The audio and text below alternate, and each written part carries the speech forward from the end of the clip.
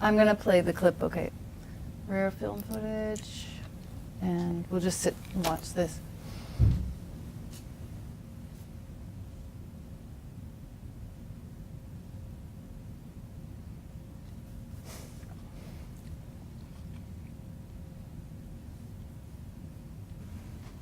So these were films without any soundtrack whatsoever. These are early silent films, is that correct?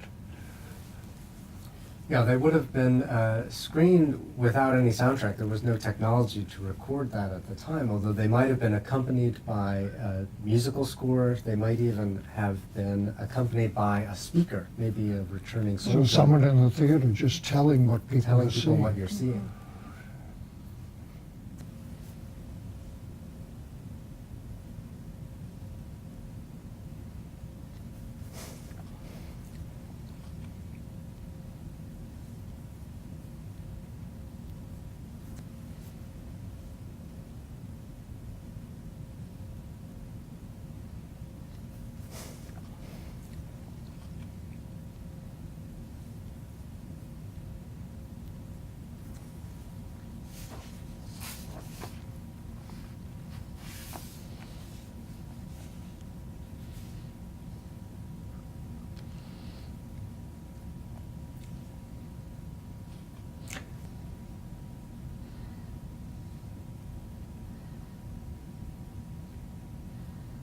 Real time.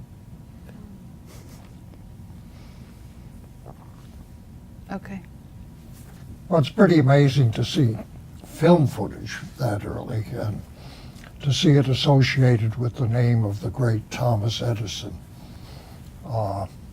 is, of course, very evocative. But Thomas Edison didn't go to the Philippines. Where did this footage come from? Where did they shoot the footage? Right. It's not.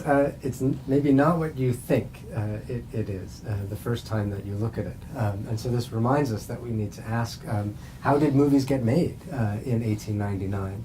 And the answer is that it was a complicated undertaking that required sort of setting up cameras and having them for a long time. So in fact, we have almost no film footage recorded in the Philippines during the war itself.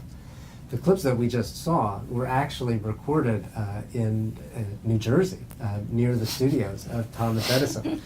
And he's responding to the fact that film is a technology that will convey to audiences sort of what's exciting and alive about this conflict very far away.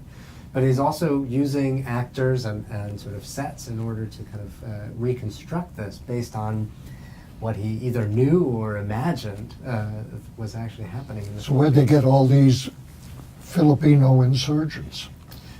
Well, if we look carefully, you'll notice that they're probably not Filipino insurgents at all, based on the evidence that we know from the archival record that he had probably hired African Americans as actors.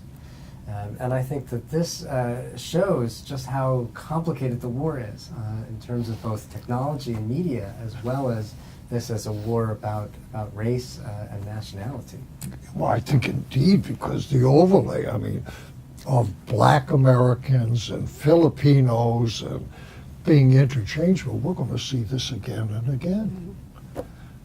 What do you think when you look at something like this? What I find striking about this film is just how Thomas Edison portrayed war in the film, and how you can see very clearly who is on what side in terms of where the insurgents are, who are played by African American actors, and what happens when American soldiers swoop in with the American flag, brandishing the American flag. It's very clear that it's supposed to be giving a certain kind of a message of what war might look like in the imagination of the film. I think it also really shows you how important provenance is, that you need to know where something came from. And luckily, if there are records, we know that. Otherwise, we would maybe fall for that and think that that was really what happened in the Philippines. So I think that that's incredibly important to remember when you're looking at historical sources. What you said, Ellen, reminds me of maybe the most famous war photo in American history, and that is raising the flag at Iwo Jima.